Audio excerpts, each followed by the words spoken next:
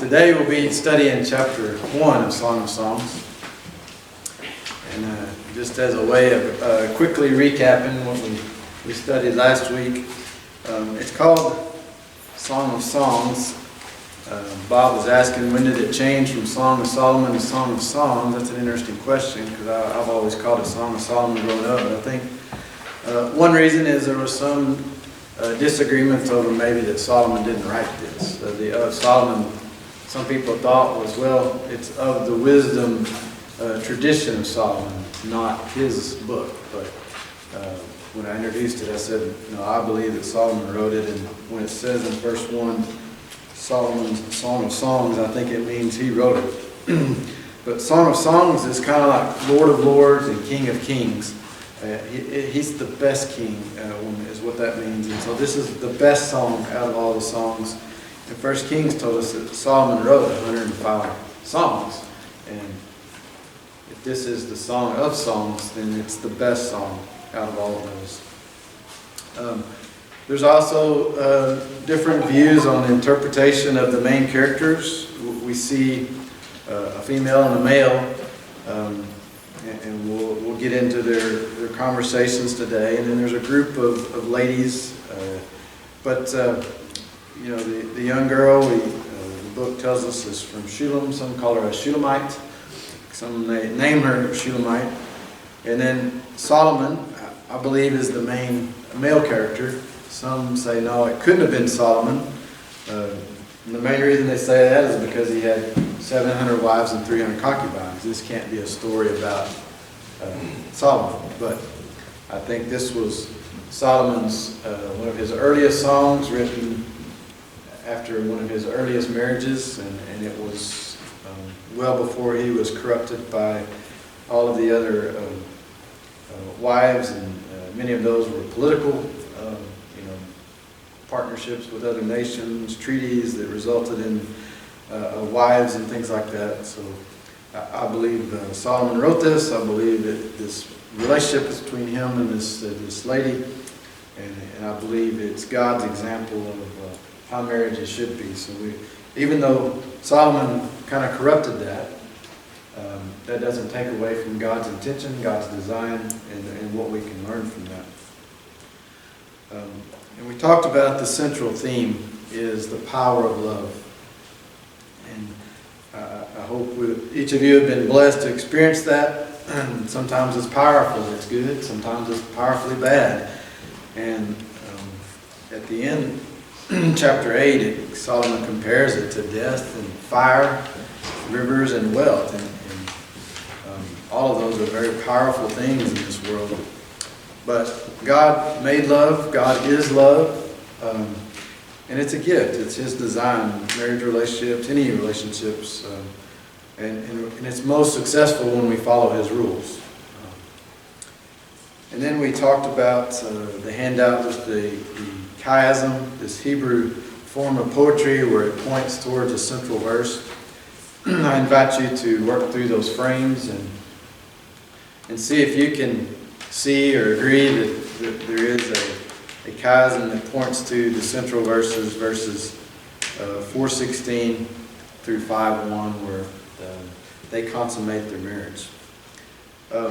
We talked about why Song of Solomon or Song of Songs even in the Bible, and it complements the Genesis account of creation and God creating Adam and Eve and placing them in the garden. Song of Songs gives us that example and those instructions about a healthy, God-designed marriage, and God approves of it, and it's His gift and it's His blessing.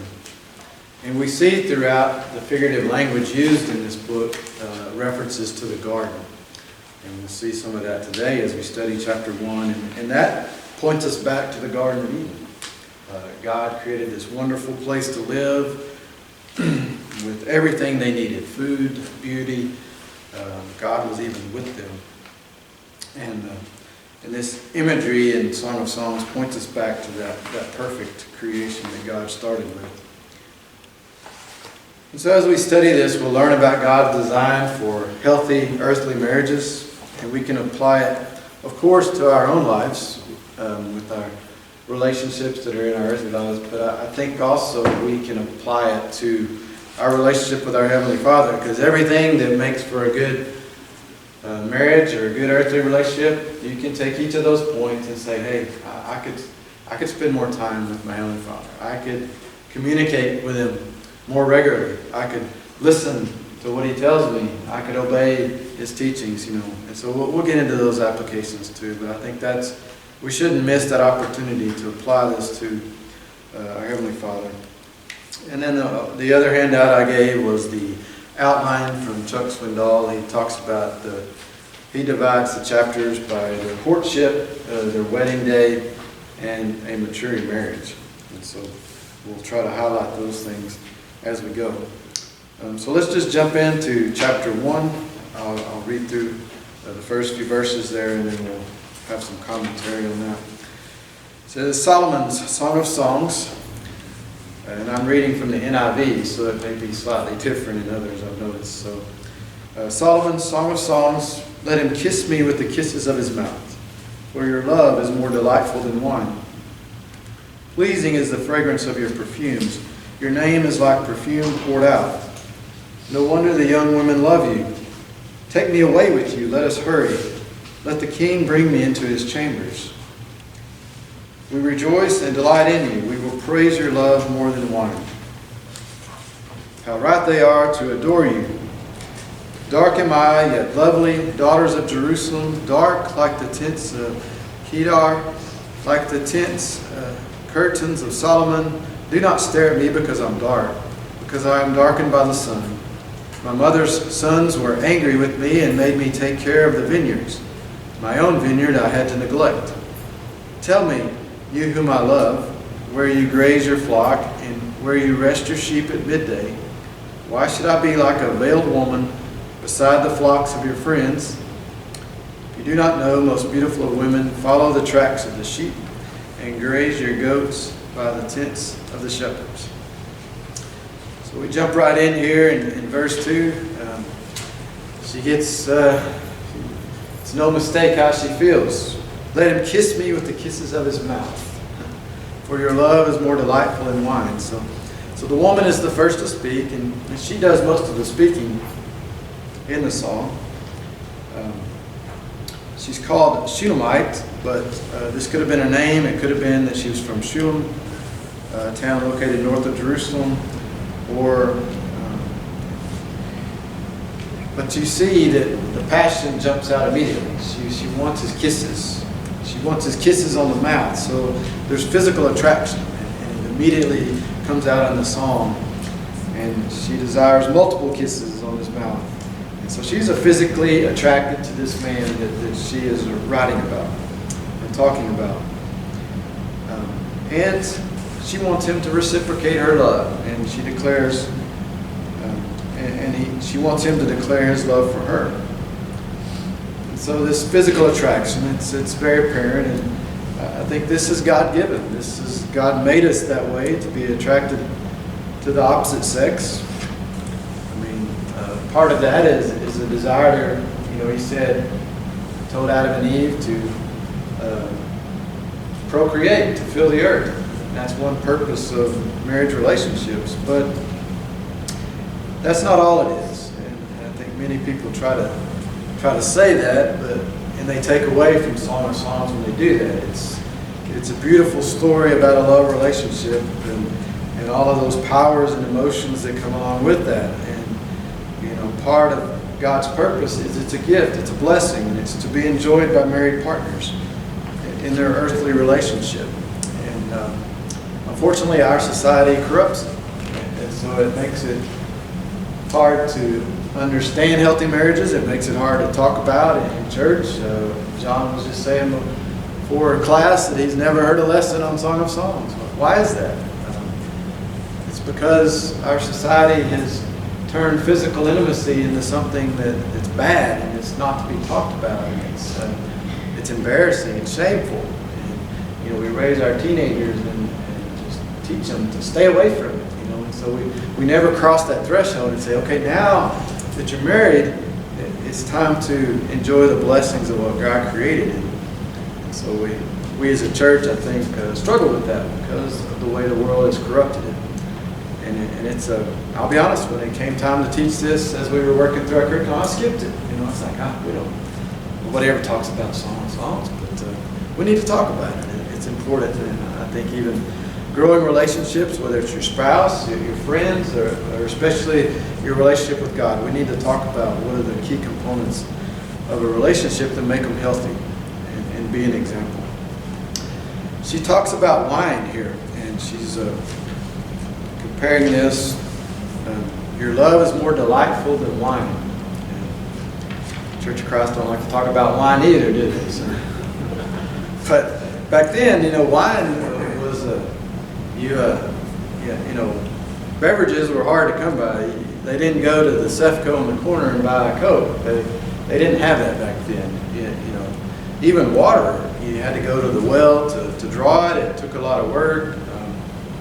Maybe there was challenges with the safety of their water, but wine was good to drink. But it was also used for special occasions, and this was. I think she's referring, the more wine you drink, the more it has an effect on you towards the state of drunkenness. And, so she's feeling intoxicated by this passion and this love. But wine, in their case, was reserved also for special occasions. Wine was probably expensive and reserved only for the most special occasions. And the fermentation process to create the alcohol was necessary for preserving the beverage, but it also had an intoxicating effect, as we know, as they drank it. And she's just referring to that feeling of love and passion for this attraction to this man. It's like the intoxicating effects of wine is the way she's feeling towards him emotionally, and we've all had those effects on us when we are attracted to someone, especially in your teenage years. You're nervous, and it's just you think about that person all the time, and those are exciting emotions, and those are God-given and part of our human makeup. She goes on to say in verse 3, pleasing is the fragrance of your perfumes. Your name is like perfume poured out. No wonder the young women love you.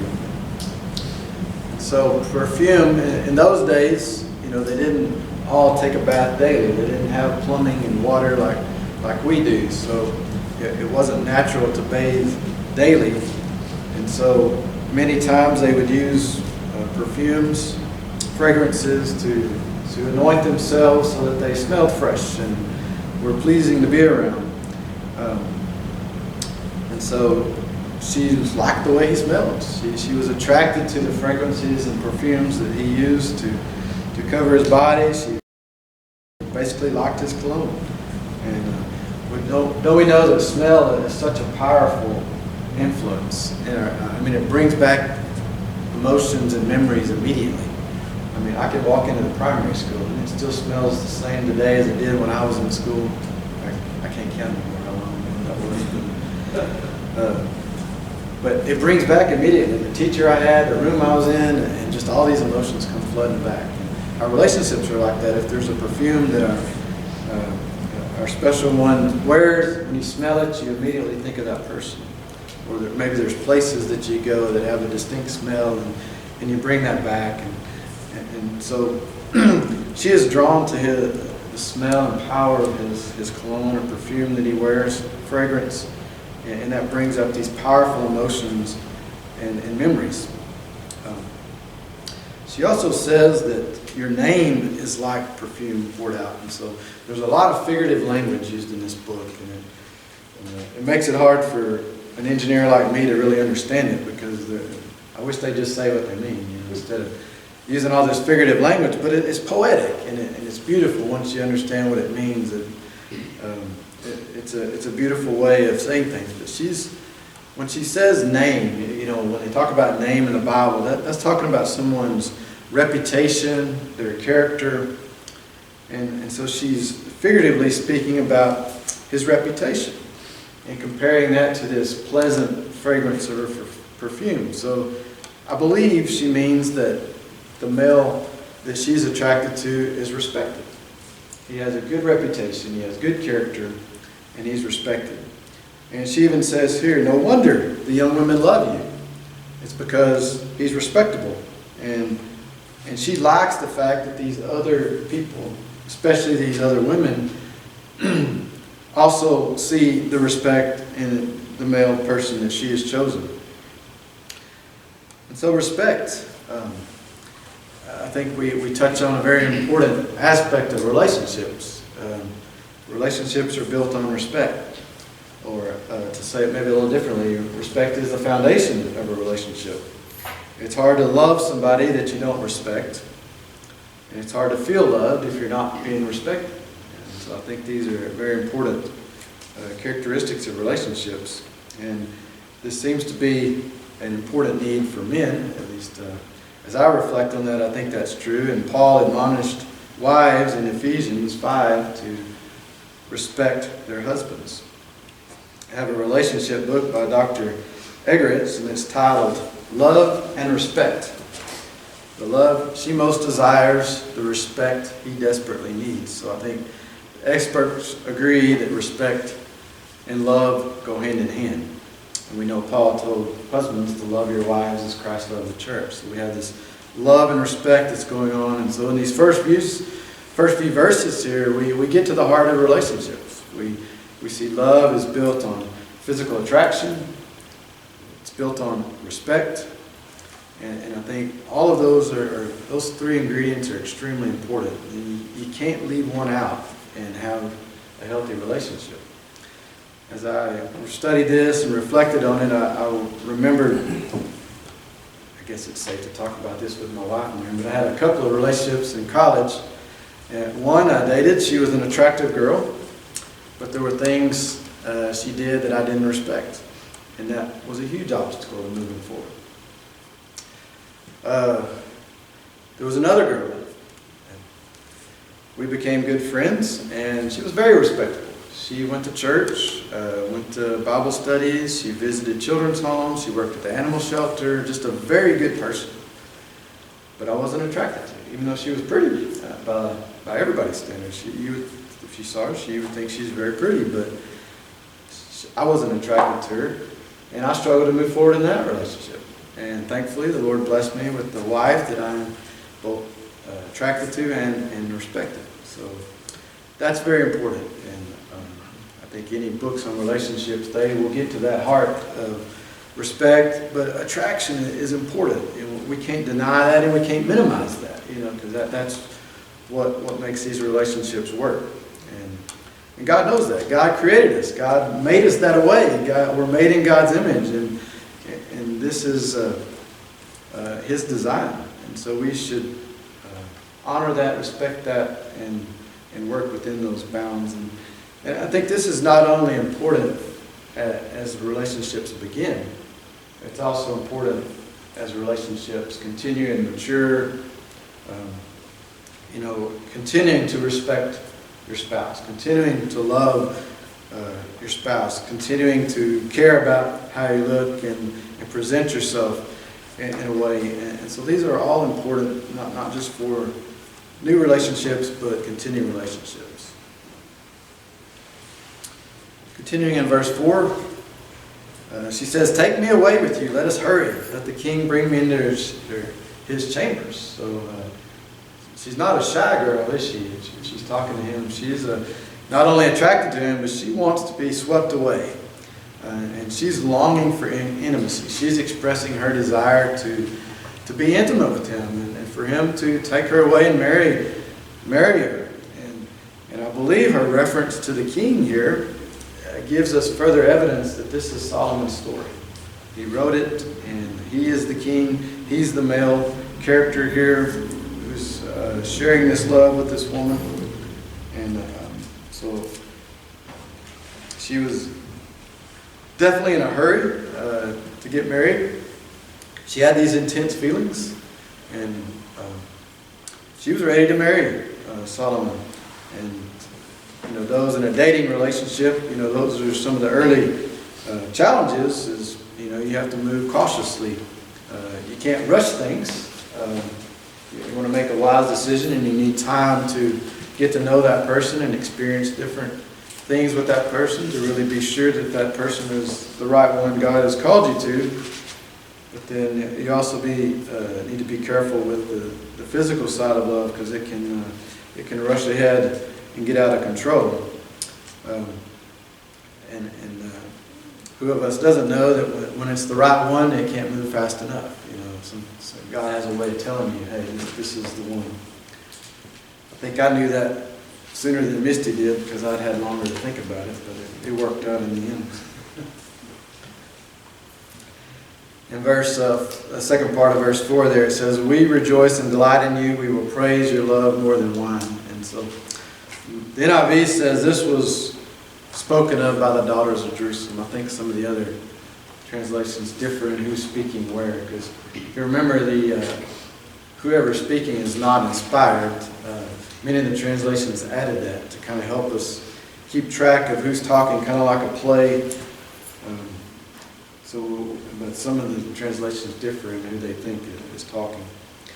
But if this was the daughters of Jerusalem, we don't know exactly who they were. These could have been the girls' friends. They could have been just female inhabitants of Jerusalem. They could have been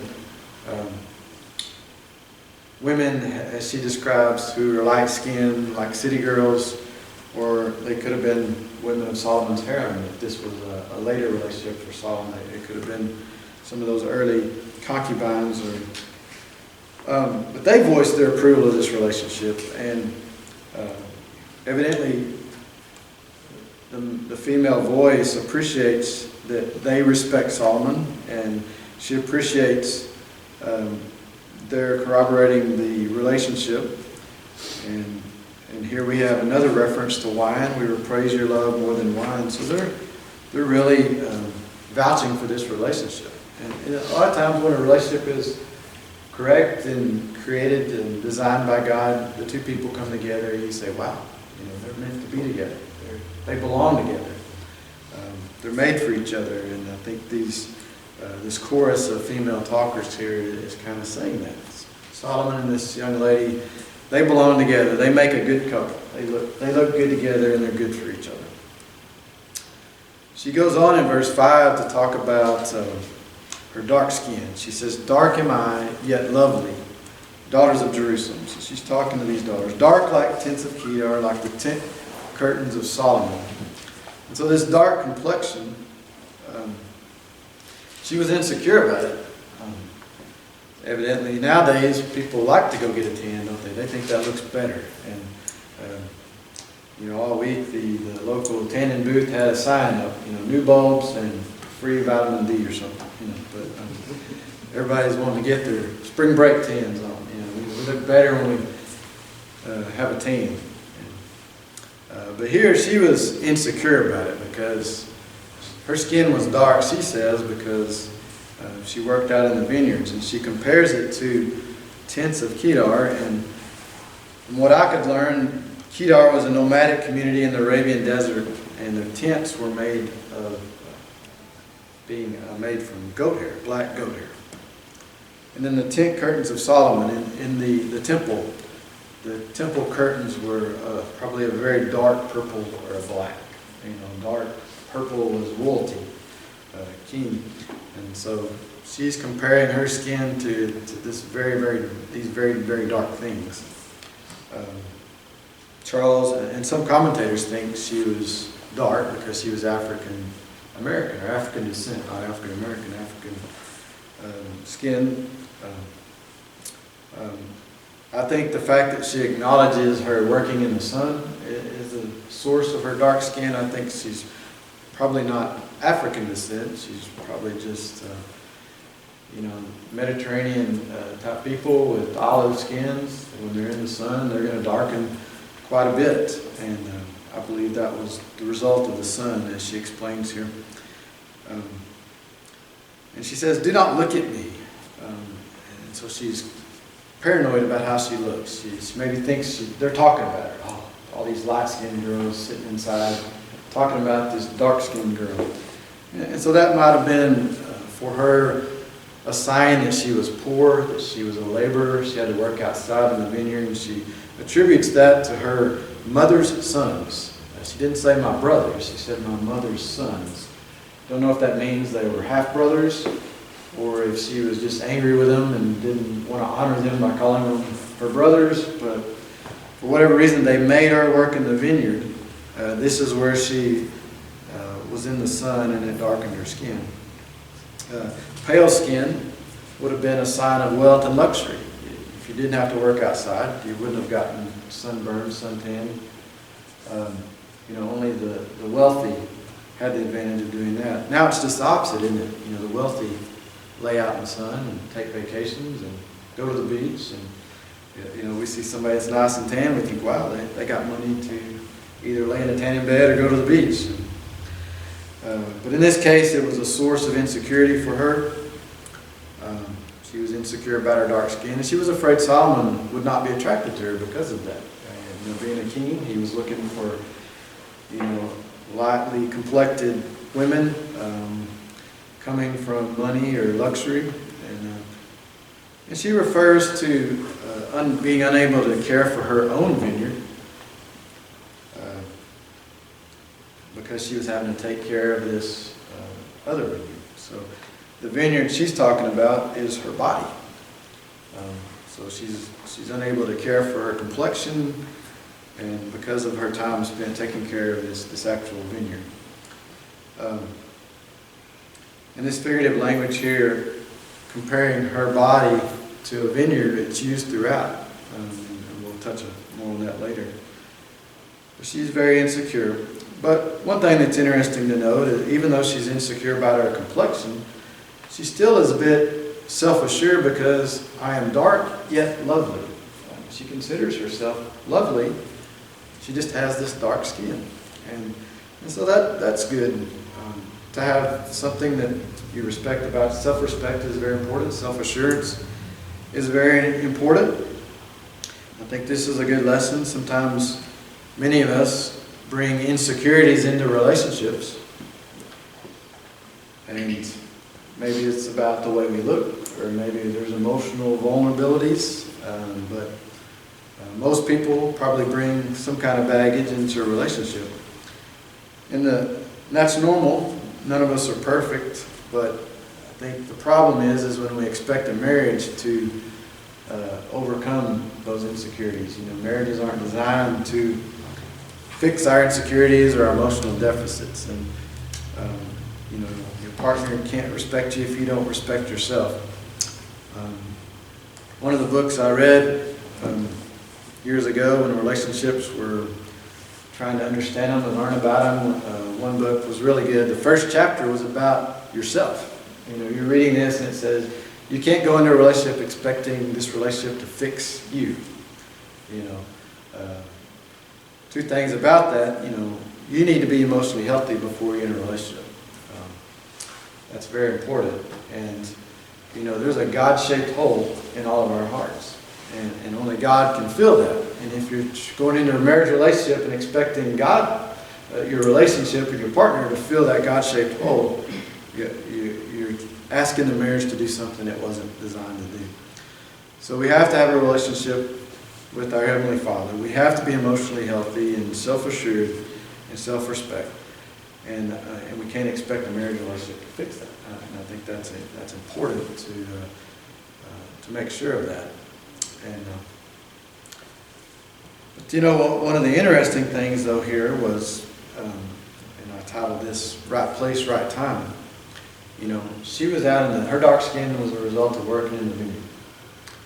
That's probably how Solomon saw her. If she'd have been inside and he was passing by, maybe he was in the fields as a shepherd tending to his flock. That's probably unlikely being a king, but anyway, it was probably the fact that she was working outside that he was even made acquainted with her. And so sometimes we have things backward in our own mind, the things that we think are negative or weaknesses, or sometimes maybe the actual thing that's of value to us in our mate's eyes. And so we have to see the positive in things. God made us who we are, and we need to love who we are. And otherwise, I think we're really telling God He didn't do a good job. We're disrespecting God's creation. And so we have to realize that God made us who we are, and those insecurities are our own faults. We have to address those things and be proud of who we are and how God made us. I can take that lesson to heart. There's always been things I've been insecure about. I'd love to have a full head of hair. But, thankfully, Misty says maybe she's just being polite, but doesn't matter to her how much hair I have. So. But there's always things we can be insecure about, and we got to realize God made us the way we are for a purpose. Going on in verse 7, tell me, you whom I love, where you graze your flock and where you rest your sheep at midday. Why should I be like a veiled woman beside the flocks of your friends? So now she's kind of addressing Solomon and saying, she'd like to see him. They're separated. The separation's hard. And it kind of indicates here, he's a shepherd. So he may have been actually a shepherd tending to the flock, but this may be a figurative language comparing the king's royal duties to that of a shepherd caring for his sheep. Either way, they were separated. And what she means here by a veiled woman, she's referring to a prostitute. In those days, the prostitutes would go out in the fields where the shepherds were and looking for business. And she didn't want to be in the appearance of that. If she were to go seek for him in the fields as a single woman, that might give the appearance of a prostitute. And she didn't want to disrespect herself like that, and she didn't want it to appear that Solomon was being visited by a prostitute. So separations are challenging, and how we handle those is challenging. And then the one solution, it says in verse 8, if you do not know, most beautiful of women, follow the tracks of the sheep and graze your young goats by the tents of the shepherds. So some translations say that the daughters of Jerusalem said this. Some say that the male character starts speaking at this point. But the solution offered was, well, take your flock of goats and drive them out into the fields so you look like a shepherdess, and then you have the opportunity to visit with your shepherd.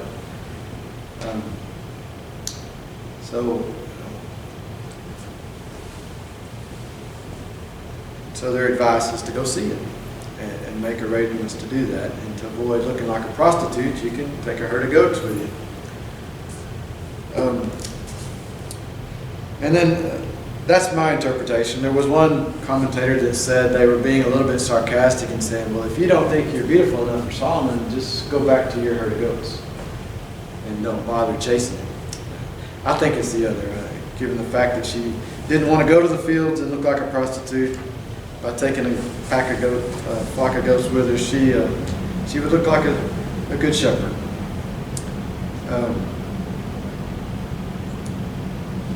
And then verse 9, it says, Solomon starts speaking. He says, I liken you, my darling, to a mare among Pharaoh's chariot horses. Your cheeks are beautiful with earrings, your neck with strings of jewels. We will make you earrings of gold studded with silver. So the male protagonist finally speaks. I believe this is Solomon.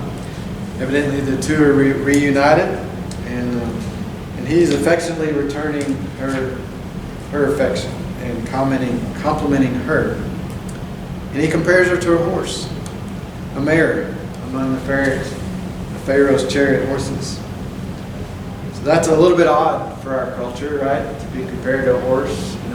Men don't mind being called a stud, but women don't really like being called a mare. But in that day, if you think about it, they didn't have TV and internet, and so what was the most majestic thing they probably saw was a king and his entourage. So you could imagine the king's chariot being drawn by a team of horses. And there were probably some stallions in that, but leading those stallions would be a beautifully adorned mare, probably in the lead, giving these stallions something to chase, something to keep their mind going forward. And this mare would have been beautifully adorned with all kinds of jewels and adornments.